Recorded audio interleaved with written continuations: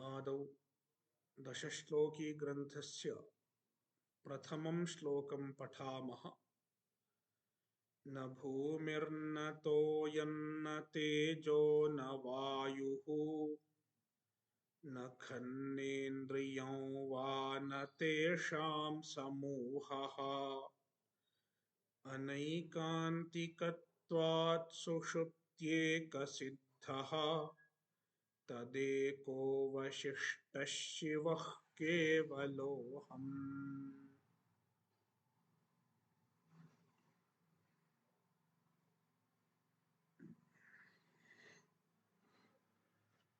इदानीम् अग्रे गच्छामः। कार्याध्यासस्य च प्रवाहरूपेण बीजाङ्कुरवत् अनादित्वाभिधानात् न कोऽपि दोषः। इदं वाक्यम् अस्माभिर्विचारणीयम्। अत्र कस्यचिदेवं शङ्का स्यात्। अध्यासभाष्ये भाष्यकृद्भिः अध्याससामान्यस्य अनादित्वमभ्यधाय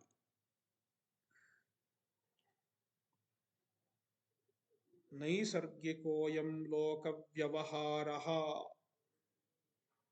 इत्यनेन भाष्यकारैः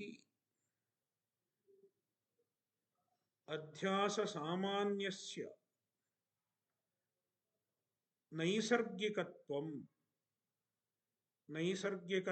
नाम अनादित्वम् इत्यर्थः।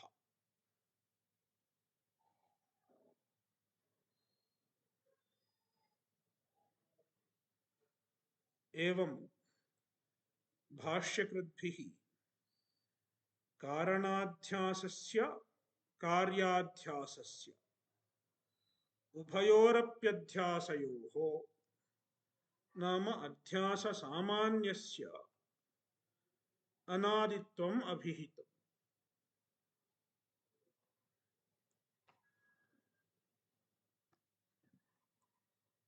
एवं चेत्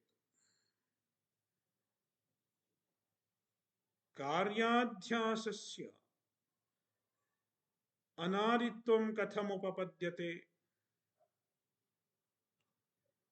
कारणाध्यासस्य अनादित्वं तु पूर्वमुक्तम् उपपादितञ्च तत्सङ्गच्छते। किन्तु कार्याध्यासस्य अनादित्वं कथमुपपद्येत? यदि कार्याध्यासम् अनादिः तर्हि तस्य कार्यत्वमेव व्याहन्येत।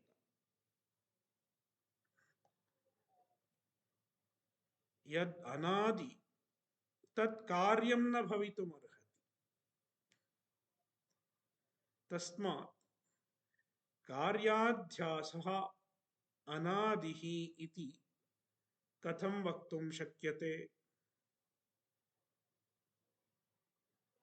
यदि कार्याध्यासः अनादिः न तर्हि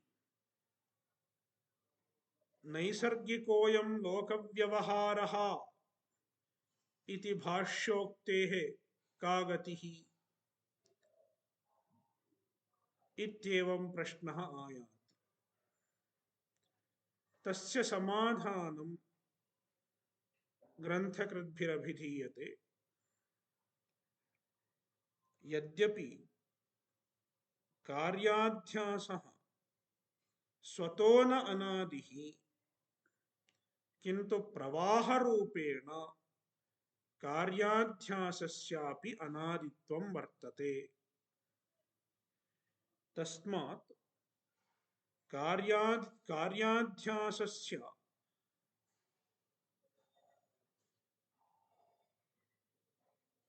अनादित्ववचनं अध्यास भाष्ये अनुपपन्नं न भवति, विरुद्धं न भवति इत्यभिप्रायः। कार्याध्यासस्य च प्रवाहरूपेण बीजाङ्कुरवत् अनादित्वाभिधानात् यद्भाष्यकृद्भिः कार्याध्यासस्य अनादित्वमभिहितं तत् न केवलम् एकस्य अध्यासस्य दृष्ट्या किन्तु प्रवाहरूपेण कार्याध्यासः अनादिः इत्येवम् अभिप्रायेण तस्य अनादित्वं भाष्यकृद्भिरभिहितम् इत्यतः तत्र कोऽपि दोषः नास्ति इति समाधानम्।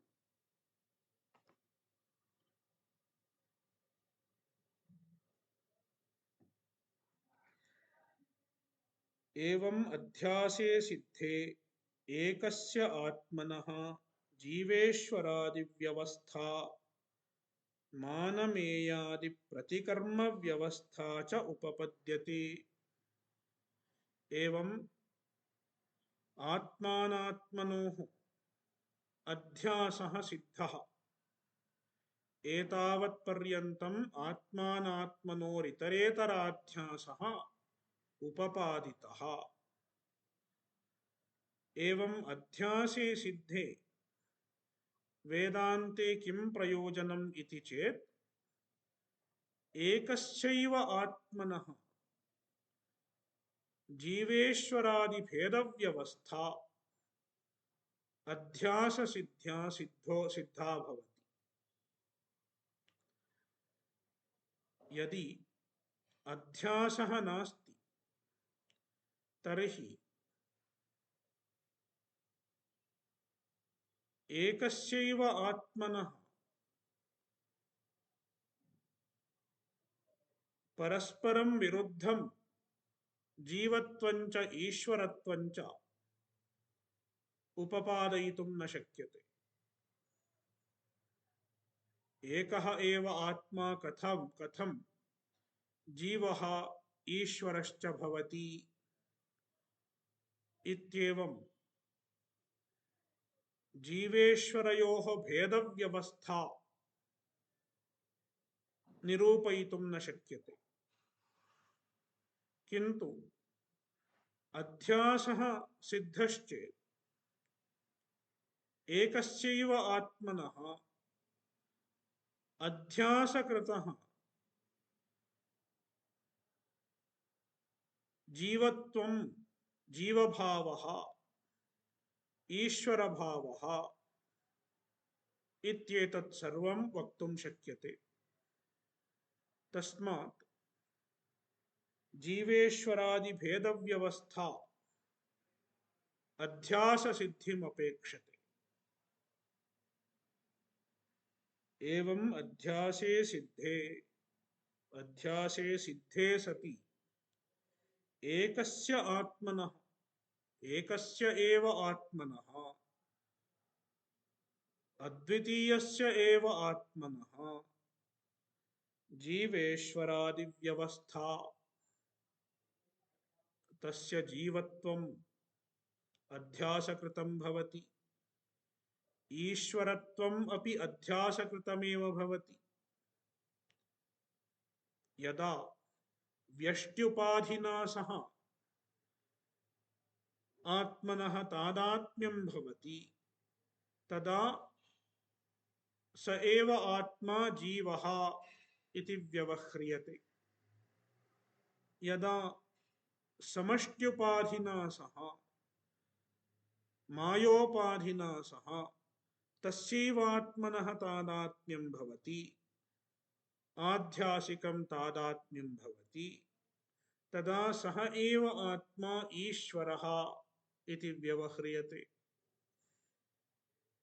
एवमेव यदि अन्यैः उपाधिभिः सह यदा तस्यैवात्मना सम्बन्धो जायते, अध्यासकृतः सम्बन्धो भवति, तदा सः एव आत्मा ब्रह्मा विष्णु रुद्रादि शब्दैः व्यवह्रियते। आत्मा एव अध्यास विशेषेण सह संबंधेन विष्णुर्भवति, रुद्रो भवति, इंद्रः भवति इति एकस्यैव आत्मनः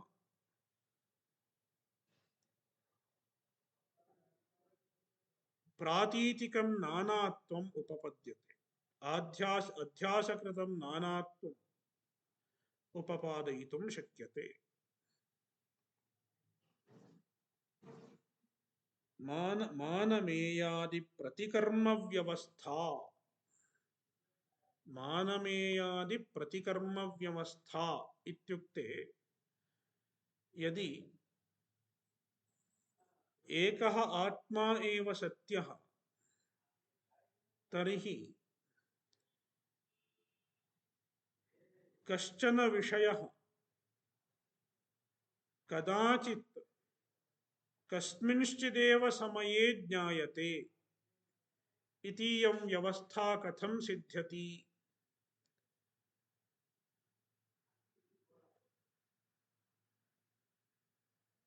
यदि एकः एव आत्मा तर्हि यः कोऽपि विषयः वर्तते सः सर्वैः युगपज्ञायेत। नाम मम आत्मा, तव आत्मा, सर्वस्यापि आत्मा एकः इति चेत् अत्रयो विषयस्तिष्ठति।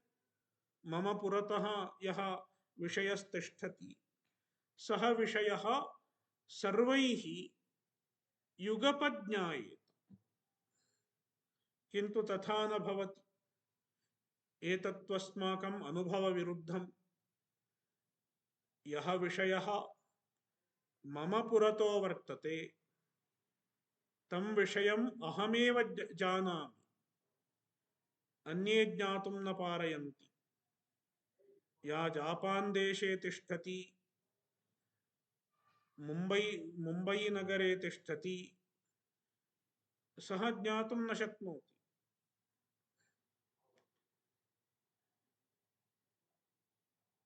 तस्मात्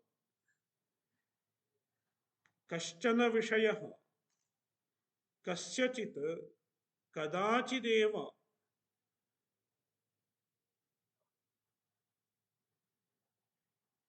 ज्ञान विषयो भवति। कश्चन विषयः कस्यचित् कदाचिदेव ज्ञायते इत्ययम् अनुभवः। अस्य उपपादनार्थम् अपि अध्यासः अपेक्षितो भवति। यदि अध्यासः सिद्धः तर्हि एतत् उपपादयितुं शक्यते। मम पुरतः यः विषयः वर्तते सः इदानीं ममैव ज्ञानस्य विषयः कुतो भवति, अन्यस्य कस्यचित् ज्ञानस्य विषयः कुतः न भवति इति चेत् मम अंतःकरणेन सह यस्य विषयस्य संपर्को जायते, संबंधो जायते, सः एव विषयः एतदन्तःकरणोपहितस्य चैतन्यस्य विषयो भवति। इत्येवम् एतस्य व्यवस्था सिद्ध्यति। तदेव अत्र प्रतिकर्म व्यवस्था इत्युच्यते। मानमेयादि प्रतिकर्म व्यवस्था च उपपद्यते। इयम् अपि व्यवस्था अध्यासे सिद्धे सत्येव उपपादयितुं शक्यते।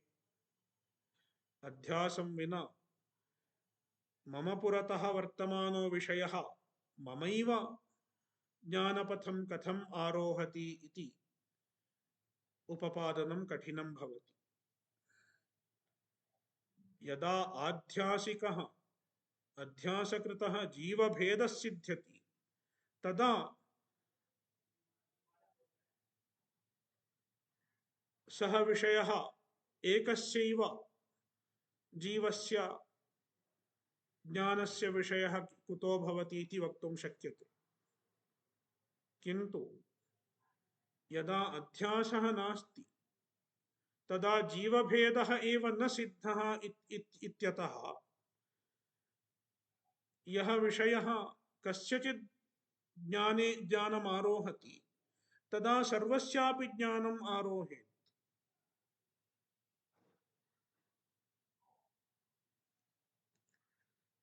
प्रतिकर्म व्यवस्था च उपपद्यते। तथा हि इमामेव जीवेश्वर भेद व्यवस्थामधिकृत्य ग्रंथकर्ता किंचित् वदति, विस्तरेण वदति। तत्र जीवेश्वर भेद व्यवस्थामधिकृत्य वेदान्ते त्रयो वादाः प्रचलिताः।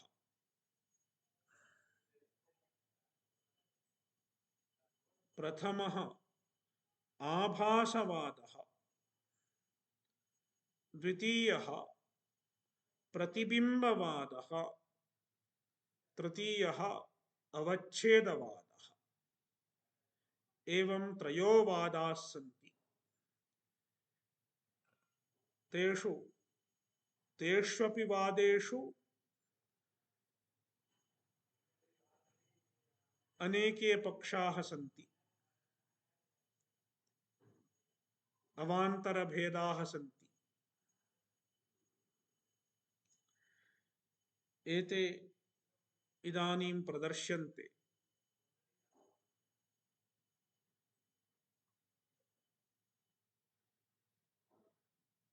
अज्ञानोपहितः आत्मा अज्ञानतादात्म्यापन्नः स्वचिदाभासाविवेकात् अंतर्यामी साक्षी जगत्कारणम् इति च कथ्यते। बुद्ध्युपहितश्च तत्तादात्म्यापन्नः स्वचिदाभासाविवेकात् जीवः कर्ता भोक्ता प्रमाता इति च कथ्यते इति वार्तिककारपादाः। प्रथमतः आभासवादः। आभासवादे अपि पक्षद्वयं प्रस्तूयते। प्रथमः पक्षः वार्तिककाराणां पक्षः, सुरेश्वराचार्याणां पक्षः।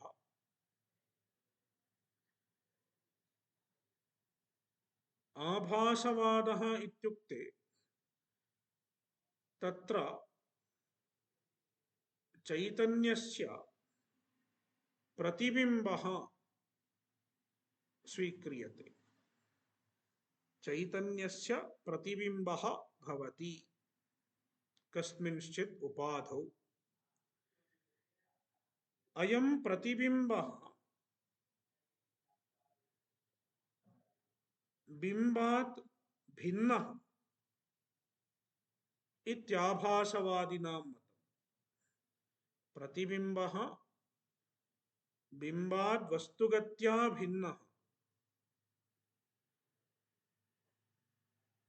अपि च प्रतिबिंबः मिथ्या भवति, सत्यं न भवति।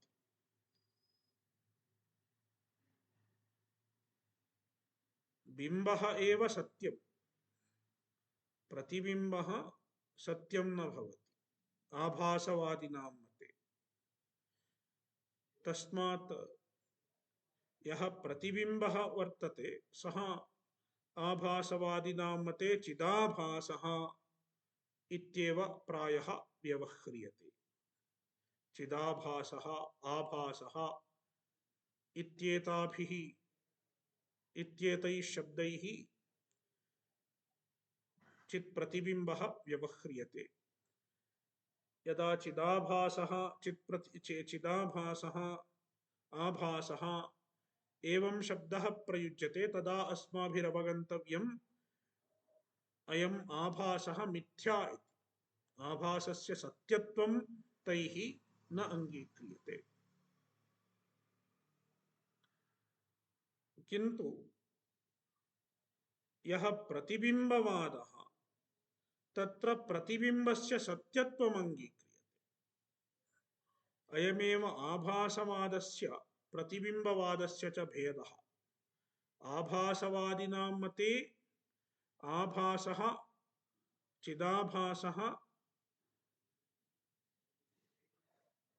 बिम्बचितः अन्यः भिन्नः अपि च मिथ्या अनिर्वचनीयः इत्याभासवादिनां मतम्। किन्तु प्रतिबिम्बवादिनां यः प्रतिबिम्बः सः वस्तुगत्या बिम्बचैतन्यात् भिन्नो न भवति। बिम्बचैतन्यमेव प्रतिबिम्बवत् दृश्यते।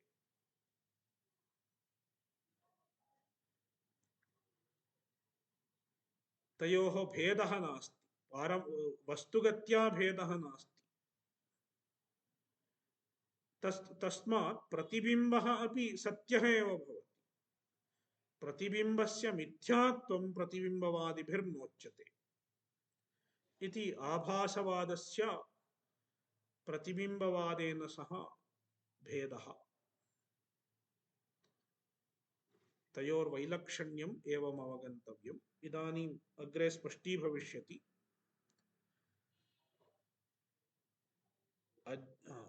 इदानीम् आभासवादस्य प्रथमः पक्षः। अयं पक्षः सुरेश्वराचार्यैः बृहदारण्यकवार्तिके अपि च नैष्कर्म्यसिद्धौ अयमेव पक्षः अभ्युपेतः। अज्ञानोपहितः आत्मा। अत्र अज्ञानोपहितः इत्यस्य व्याख्यानम् अज्ञानोपहितस्य आत्मा इति। अज्ञानोपहितस्य आत्मा प्रतिबिम्बत्वेन स्वरूपम्। नाम अज्ञाने आत्मनः प्रतिबिम्बो भवति, चिदाभासो भवति। अज्ञाने यः आत्मनः प्रतिबिम्बः नाम अज्ञाने वर्तमानः प्रतिबिम्बरूपः आत्मा इत्यर्थः।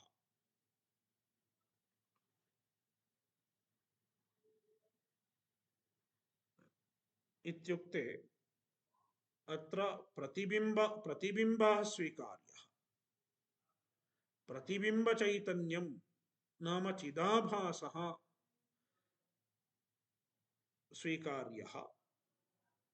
अज्ञानोपहितः आत्मा नाम अज्ञाने वर्तमानः चिदाभासः इत्यर्थः।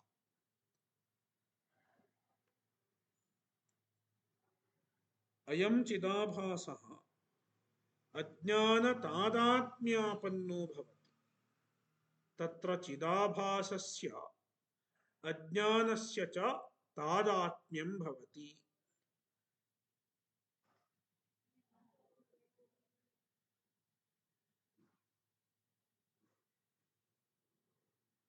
अज्ञानतादात्म्यापन्नः केवलम् अज्ञानेन सह चिदाभासस्य तादात्म्यम् इत्यपि न, स्वचिदाभास अविवेकात्। स्वचिदाभासाविवेकादित्यस्यापि व्याख्यानं स्वस्मिन् अज्ञाने यश्चिदाभासः तस्य बिम्बेन अविवेकात् इति। स्वस्मिन् अत्र स्वशब्देन अज्ञानं ग्राह्यम्। स्व इत्युक्ते अज्ञानम्। अज्ञाने यः चिदाभासः पूर्वोक्तः चिदाभासः तेन सह बिंबस्य अविवेको भवति।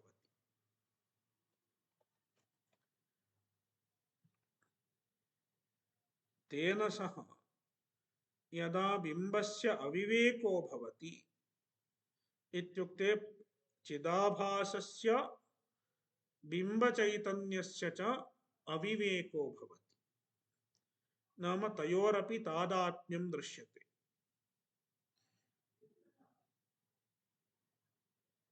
एवं भूतः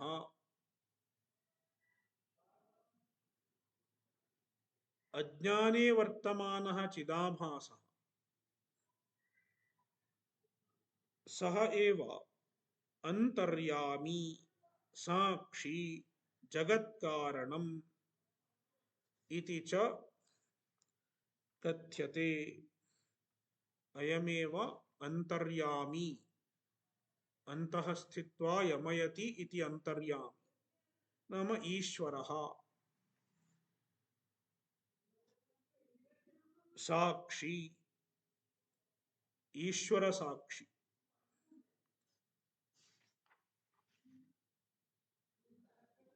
जगत्कारणम्, अयमेव जगत्कारणम् इत्यपि कथ्यते,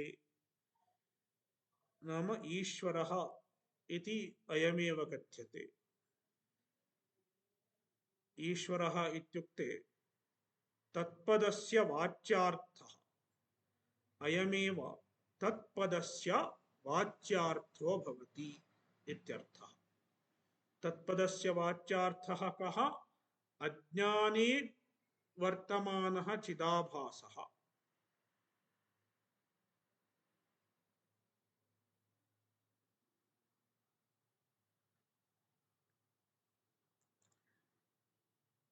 एवं ईश्वरस्य व्यवस्था वार्तिककृन्मते कः ईश्वरः इत्युक्ते एतद् वक्तव्यम्। अज्ञाने यः चिदाभासः सः बिंबचैतन्येन अविविक्तः सन् ईश्वरो भवति। नाम तत्र केवलः चिदाभासः क्वचिदपि न दृश्यते, तस्य चिदाभासस्य बिंबेन सह अविवेको भवति। एवं सन् सः चिदाभासः ईश्वरः इति कथ्यते। अत्र ईश्वरः इत्यस्य वाच्यार्थे नाम तत्पदस्य वाच्यार्थे बिंबचैतन्यस्य अंतर्भावो नास्ति। तत्र तु केवलस्य चिदाभासस्य अज्ञानस्य च एव अंतर्भावो वर्तते, न तु बिंबचैतन्यस्य। एतदवधेयम्। अपि च इदानीं वार्तिककृन्मते जीवः इति कः उच्यते? नाम त्वंपदवाच्यार्थः कः इत्येतदिदानीमुच्यते। बुद्ध्युपहितश्च तत्तादात्म्यापन्नः स्वचिदाभासाविवेकात् जीवः कर्ता भोक्ता प्रमाता इति च कथ्यते इति वार्तिककारपादाः। बुद्ध्युपहितः, बुद्ध्युपहितः इत्युक्ते बुद्धौ प्रतिबिंबितः, नाम बुद्धौ वर्तमानः चिदाभासः, अंतःकरणे वर्तमानः चिदाभासः। तत्तादात्म्यापन्नः नाम बुद्धिना सह तादात्म्यापन्नः, बुद्धेः चिदाभासस्य च तादात्म्यम् अनुभूयते। बुद्धिना सह तादात्म्यापन्नः।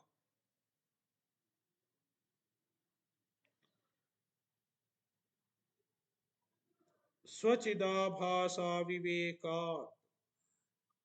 स्व इत्युक्ते बुद्धिः, बुद्धौ वर्तमानः यः चिदाभासः, स्वस्मिन्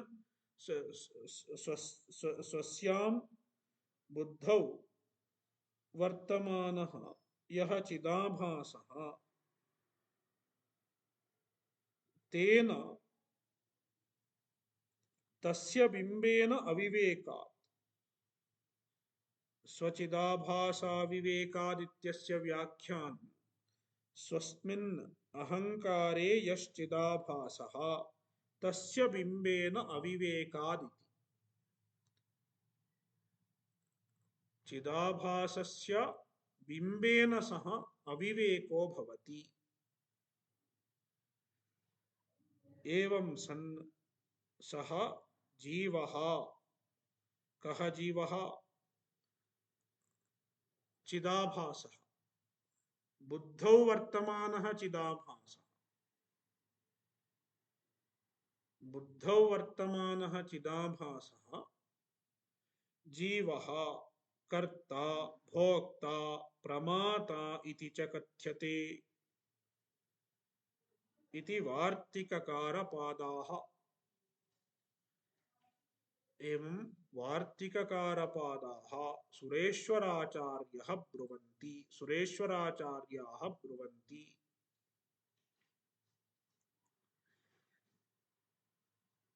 प्रतिदेहं बुद्धीनां च भिन्नत्वात् तद्गतचिदाभासभेदेन तदविविक्तं चैतन्यमपि भिन्नमिव प्रतीयते। एवं जीवभेदव्यवस्था कथम उपपद्यते इत्येतदुच्यते। वार्तिककृन्मते जीवानां बहुत्वं नाम जीवानां नानात्वं कथम उपपद्यते इत्येतदुच्यते। प्रतिदेहं बुद्धीनां भिन्नत्वात्, प्रतिदेहं बुद्धीनां भिन्नत्वं वर्तते। मम बुद्धिरन्या तव बुद्धिरन्या इति बुद्धीनां भेदः वर्तते, नानात्वं वर्तते।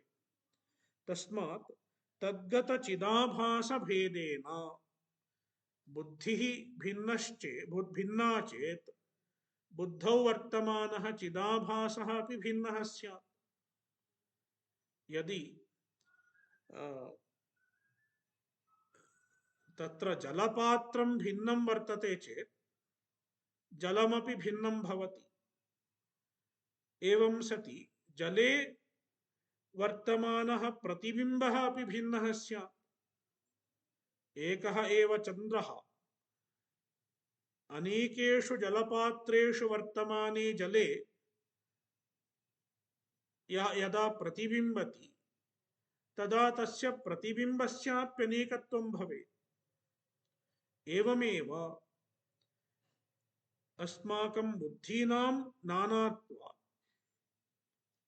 बुद्धौ वर्तमानानां चिदाभासानामपि नानात्वं भवेत्।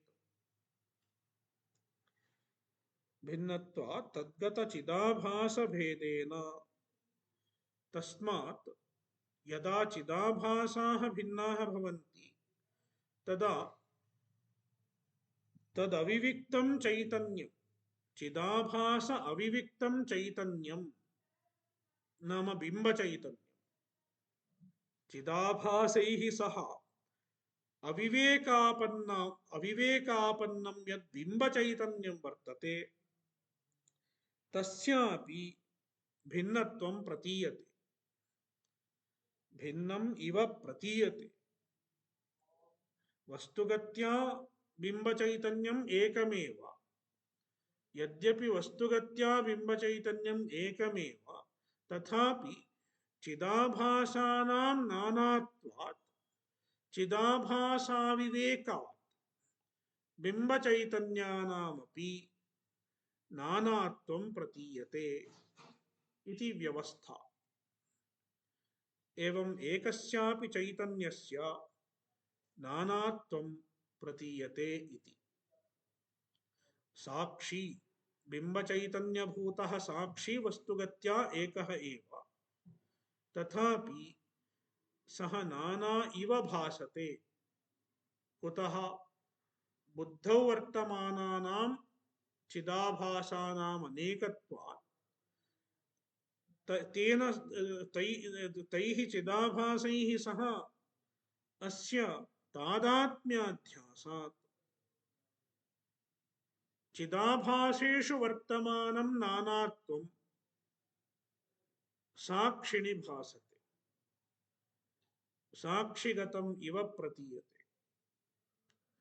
एवं आत्मनानात्वप्रतीतिः उपपादिता भवति। चैतन्यनानात्वप्रतीतिः एवम् उपपादिता भवति। अज्ञानस्य तु एवं जीवचैतन्यानां नाम जीवसाक्षिणां नानात्वप्रतीतिः एवम् उपपाद्यते। किन्तु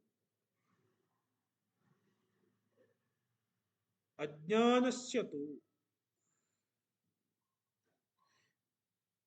सर्वत्र अभिन्नत्वात् तद्गतचिदाभासभेदाभावात् तदविविक्तसाक्षिचैतन्यस्य न कदाचिदपि भेदभानम् इति।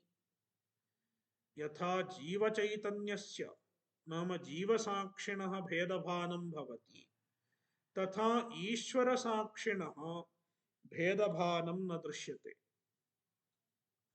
ईश्वरे वर्तमानं यच्चैतन्यं तस्मिन् भेदः न भाति, भेदः न प्रतीयते। तत्कथम् इत्युक्ते अज्ञानस्य तु सर्वत्र अभिन्नत्वात् अज्ञानम् एकमेव भवति। अत्र बुद्धीनां नानात्वं वर्तते, किन्तु बुद्धेः कारणभूतं यद् अज्ञानं भवति तत्तु एकमेव। अज्ञाने नानात्वं नास्ति। अज्ञानं नाम अत्र माया इत्यवगन्तव्यम्। माया तु एका एव वर्तते, तस्मिन् नानात्वं नास्ति। सर्वत्र अभिन्नत्वात् अज्ञानं सर्वत्र अभिन्नम् एकमेव। तस्मात् तद्गतचिदाभासभेदाभावात् अज्ञाने वर्तमानः यः चिदाभासः, यः ईश्वरः अन्तर्यामी इत्युच्यते, तस्मिन् भेदः नास्ति, नाम नानात्वं नास्ति। सः चिदाभासः एकः एव। तस्मात् तदविविक्तसाक्षिचैतन्यस्य च, तदविविक्तः नाम अज्ञाने वर्तमानः यः चिदाभासः, तदविविक्तः यः साक्षिचैतन्यः, यत् साक्षिचैतन्यं तत् ईश्वरसाक्षी इत्युच्यते।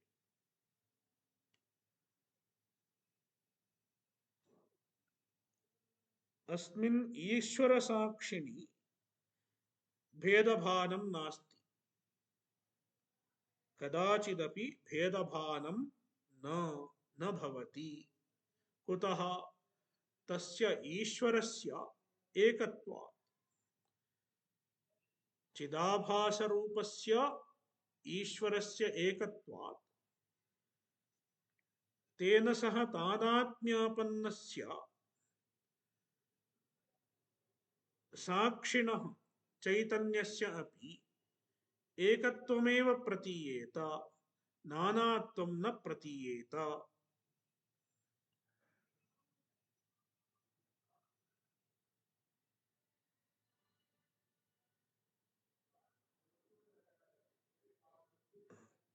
एवं ईश्वरस्य एकत्वं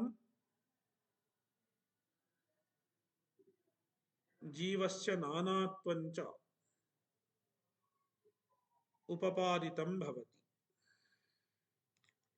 अस्मिंश्च पक्षे तत्त्वमादिपदे जहल्लक्षणा एव।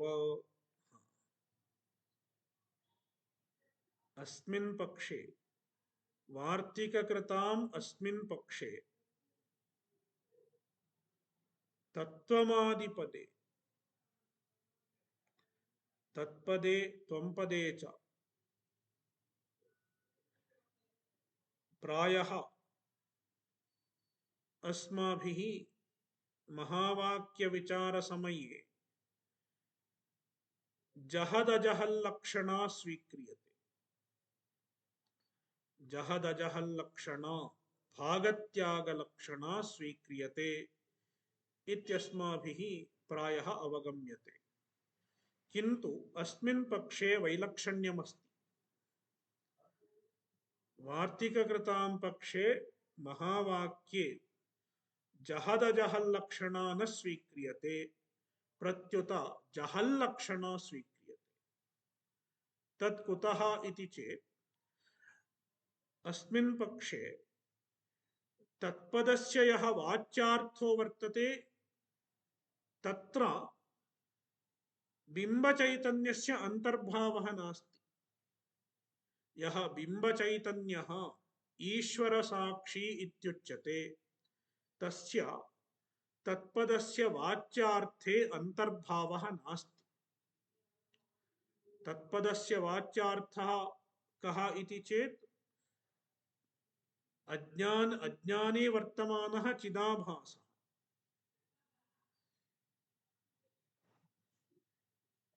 सः एव तत्पदस्य वाच्यार्थो भवति।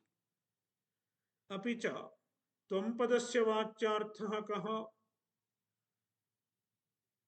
बुद्धौ वर्तमानः चिदाभासः। बुद्धिः च चिदाभासः च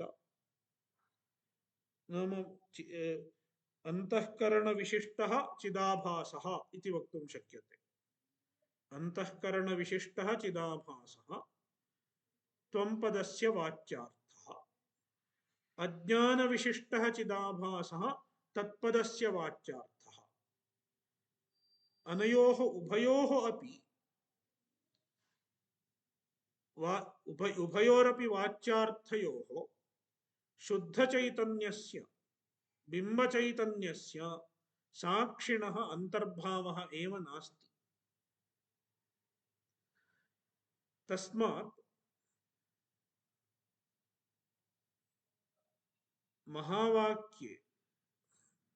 महावाक्ये किं क्रियते?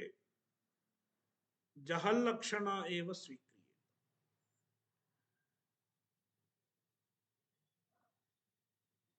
तत्र वाच्यार्थं संपूर्णतया परित्यज्य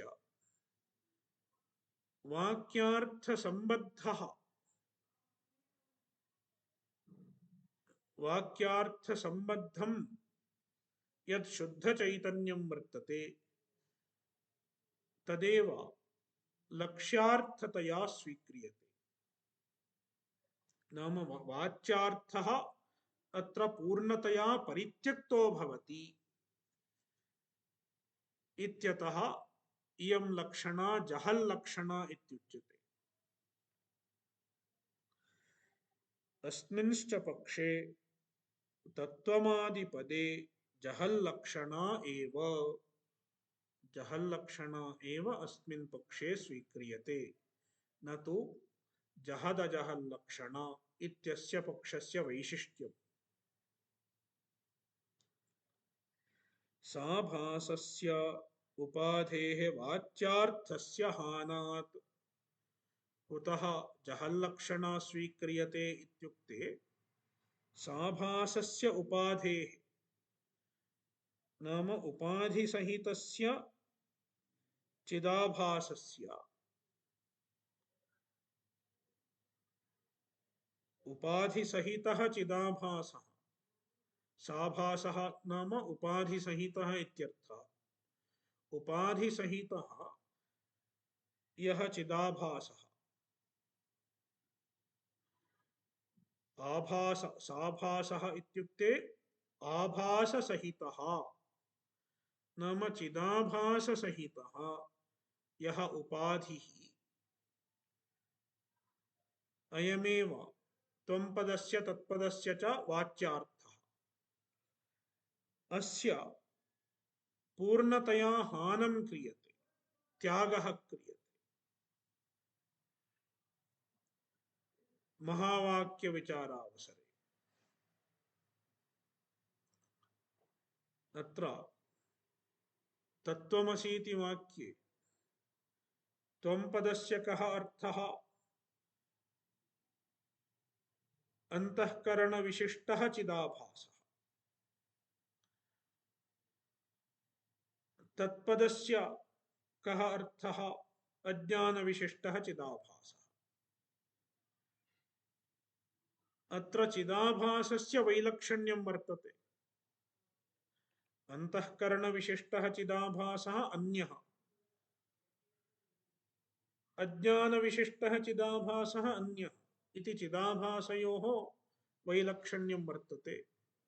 उपाधिनोरपि वैलक्षण्यं वर्तते इति उपाधिचिदाभासौ उभौ अपि विरुद्धधर्मौ भवतः।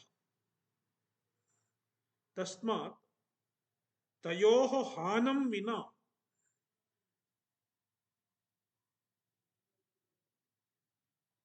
महावाक्ये अभेदः ऐक्यं न संभवति। उभयोः अर्थयोः ऐक्यं न संभवति इत्यतः उभयोरपि हानं नाम उभयोरपि वाच्यार्थयोः हानम् अपेक्षितं भवति।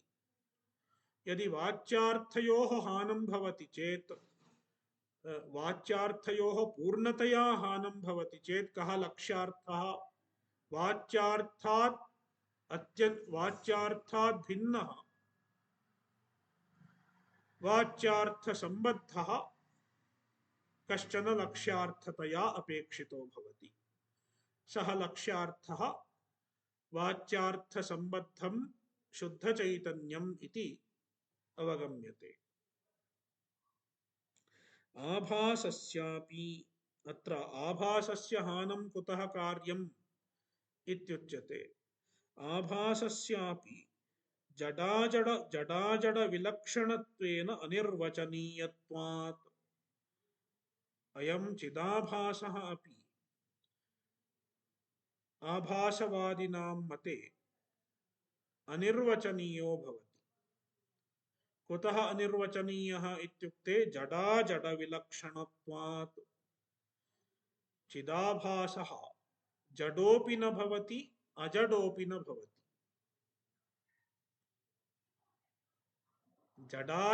जडाजड विलक्षणः चिदाभासः। चिदाभासः चैतन्यं वा नाम अजडः वा इति चेत् इति पृच्छ्यते चेत् अजडः इति वक्तुं न शक्यते। कुतः अजडः इति वक्तुं न शक्यते? अयं तु चिदाभासः। तत्र अहं जानामि इत्येवं प्रतीतिर्भवति। तस्मात् अजडः इति वक्तुं न शक्यते। अपि च चिदाभासः जडः इति वक्तुं न शक्यते। कुतः जडः इति वक्तुं न शक्यते? तत्र चित् सादृश्यं वर्तते। चित् सादृश्यवशात् चित् साधर्म्यवशात् तत्र जडत्वं वक्तुं न शक्यते। अपि च अहं चेतनः इति चिदाभासे प्रतीतिर्भवति। अहं चेतनः इति या प्रतीतिर्भवति तस्मात् जडः इति वक्तुं न शक्यते। अपि च अजडः इत्यपि नाम चैतन्यम् इत्यपि वक्तुं न शक्यते। कुतः? आभासत्वात्। अयं तु चिदाभासः। चिदाभासः नाम चिद् विलक्षणः एव भवति। तस्मात् वस्तुगत्या चैतन्यमपि न भवति इत्यतः अजडोपि न भवति। एवं जडाजड विलक्षणत्वात् चिदाभासः अनिर्वाच्यो भवति। नाम मिथ्या भवति इत्यर्थः। तस्मात् चिदाभासः अपि त्यक्तव्यो भवति, अस्यापि हानं भवति इत्यतः तत्त्वं पदयोः वाच्यार्थयोः पूर्णतया हानं भवति, पूर्णतया त्यागो भवति इत्यतः अस्मिन् पक्षे जहल्लक्षणा एव आद्रियते इति। तदुक्तं संक्षेपशारीरके, इदमेव संक्षेपशारीरके उक्तम्। इदं वार्तिककारस्य मतं, वार्तिककारस्य पक्षः संक्षेपशारीरके अभिहितं वर्तते। साभासाज्ञानवाची यदि भवति पुनर्ब्रह्मशब्दः, यदि ब्रह्मशब्दः, ब्रह्मशब्दः इत्यनेन तत्पदवाच्यार्थो विवक्षितः। यदि तत्पदवाच्यार्थः साभासाज्ञानवाची भवति, नाम अज्ञानविशिष्ट चैतन्यवा, अज्ञानविशिष्ट चिदाभासवाची भवति, एवं सति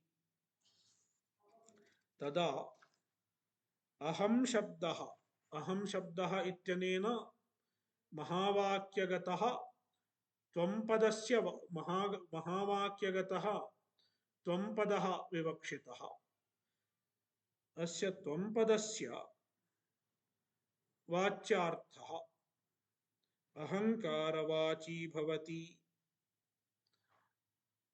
अयं त्वं पदः अपि अहंकारवाची भवति, नाम साभासाहंकारवाची भवति इत्यवगन्तव्यम्।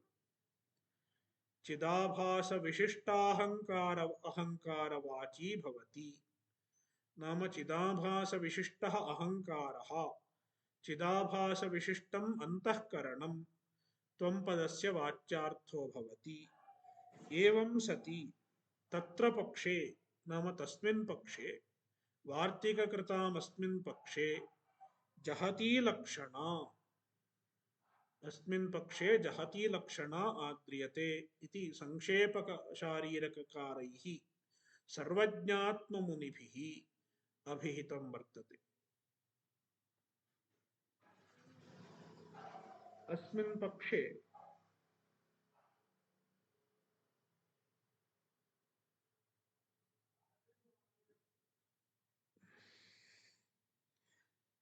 केचन दोषाः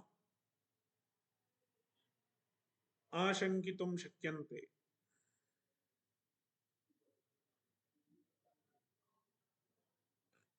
एतेषां दोषाणां समाधानं वक्तव्यं भवति। न च आभासस्यैव बद्धत्वात् केवलचैतन्यस्य मुक्तत्वात् बन्धमोक्षयोः वैयधिकरण्यं स्वनाशार्थं प्रवृत्त्यनुपपत्तिश्चेति वाच्यम्। अत्र वार्तिककृताम् आभासवादपक्षविषये दोषाः उपस्थाप्यन्ते। वस्तुगत्या दोषद्वयम् उपस्थाप्यते। प्रथमः दोषः बन्धमोक्षयोः वैयधिकरण्यापत्तिः।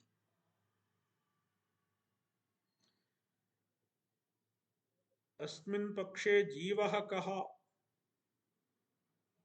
संसारी कः इत्युक्ते चिदाभासः।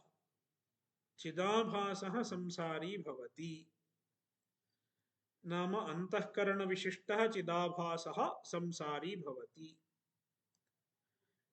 इति। एवं चेत् मोक्षः कस्य भवति?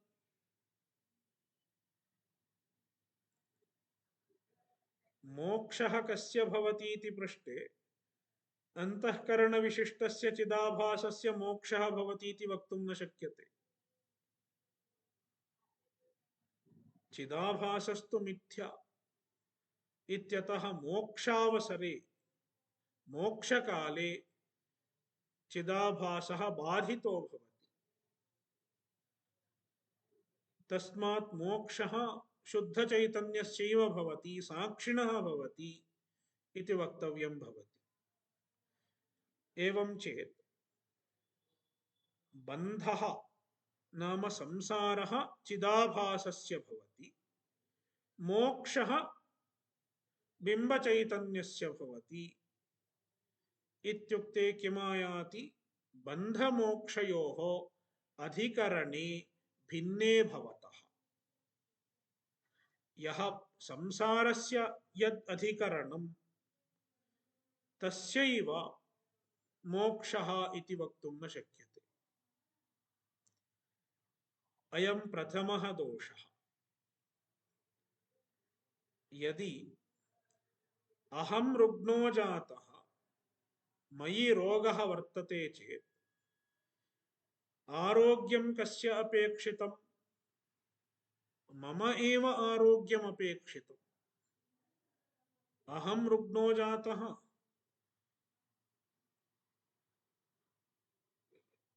चिकित्सानन्तरं कश्चन अन्यः आरोग्यं प्राप्नोति, अहं तु रुग्णः एव तिष्ठामि इति चेत् चिकित्सा व्यर्था भवेत्। यस्य रोगः तस्यैव रोगपरिहारो भवेत् चेत् चिकित्सा सार्थका भवेत्, सार्थिका भवेत्,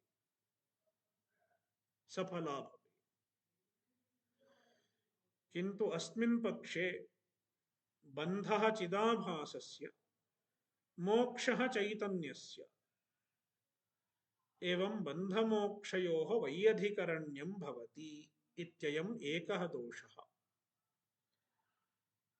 न च आभासस्य एव बद्धत्वात्, आभासस्य बद्धत्वं केवलचैतन्यस्य मुक्तत्वम् इति बन्धमोक्षयोः वैयधिकरण्यं भवति इति एकः दोषः।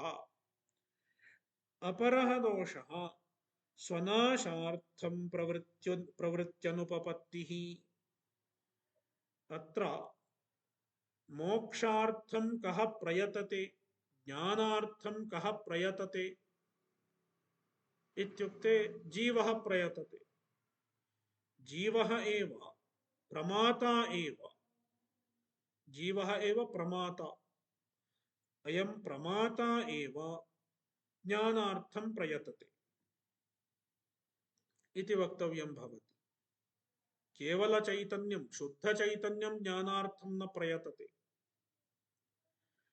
तस्मात् मोक्षसाधने प्रवृत्तिः कस्य इत्युक्ते जीवस्य, प्रमातुः प्रवृत्तिर्भवति। किन्तु यदा अयं प्रमाता ज्ञानं प्राप्नोति तदा अस्मिन् पक्षे किं भवति? प्रमातुरेव नाशो भवति। नाम प्रमाता इत्युक्ते चिदाभासः। चिदाभासः मोक्षार्थं प्रवृत्तः सन्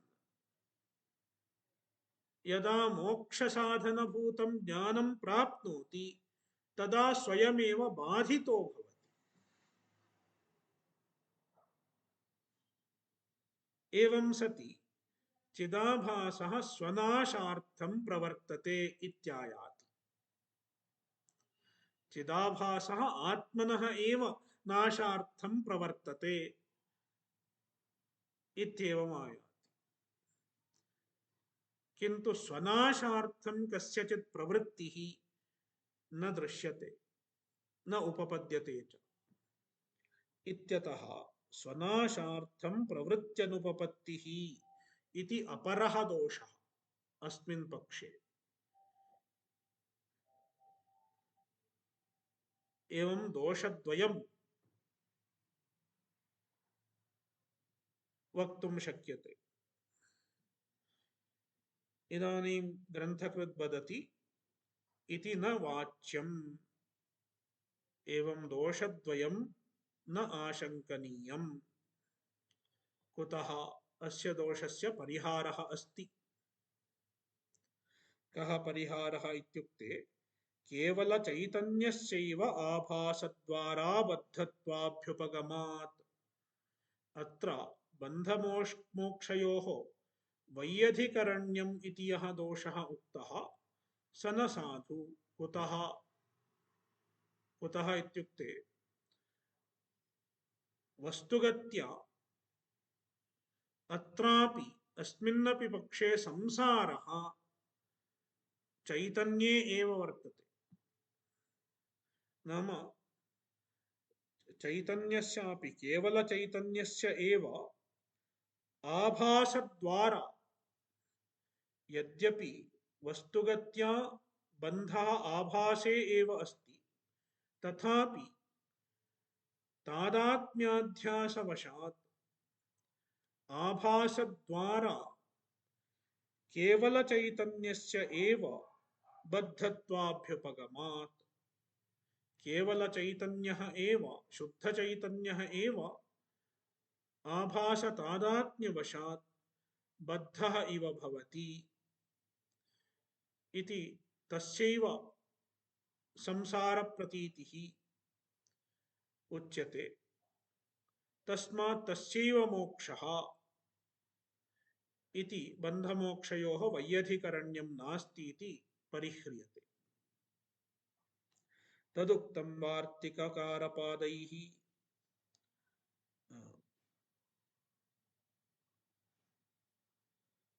तद्वार्तिककारपादैः स्वयमेवोक्तम् अयमेव हि नः अनर्थः यत् संसार्यात्मदर्शनम् इति।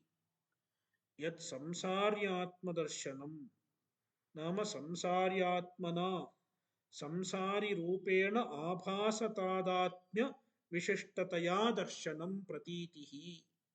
नाम शुद्धस्य आत्मनः आभासतादात्म्यवशात् संसारित्व प्रतीतिः अयमेव अनर्थः बन्धः इति वार्तिककृन्मते अभ्युपेयते।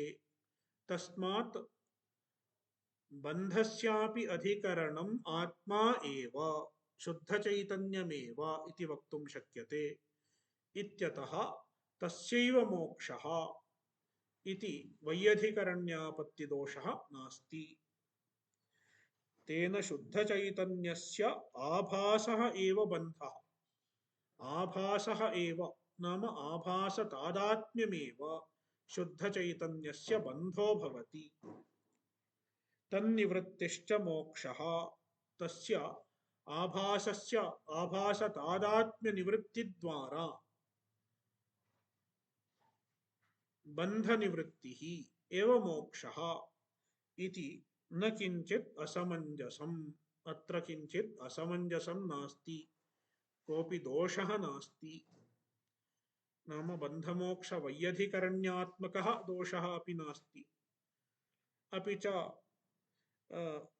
स्वनाशार्थं प्रवृत्त्यनुपपत्तिः इत्ययं दोषः अपि नास्ति। कुतः तत्र शुद्धचैतन्यस्य मोक्षार्थमेव यस्य बन्धः, शुद्धचैतन्यस्य बन्धः तस्य मोक्षार्थम् एव प्रवृत्तिः भवति इत्यतः स्वनाशार्थं प्रवृत्तिः इत्यापत्तिरपि नास्ति इति समाहितं भवति। दोषद्वयमपि समाहितं भवति इत्यभिप्रायः। एवं प्रथमः आभासवादपक्षः निरूपितः। इतः परम् आभासवादे एव द्वितीयः पक्षः अग्रे निरूप्यते। तदग्रे पश्यामः। ओम पूर्णमदः पूर्णमिदं पूर्णात् पूर्णमुदच्यते पूर्णस्य पूर्णमादाय पूर्णमेवावशिष्यते। ओम शांति शांति शांतिः। हरिः ओम श्री गुरुभ्यो नमः। हरिः ओम। नमस्ते।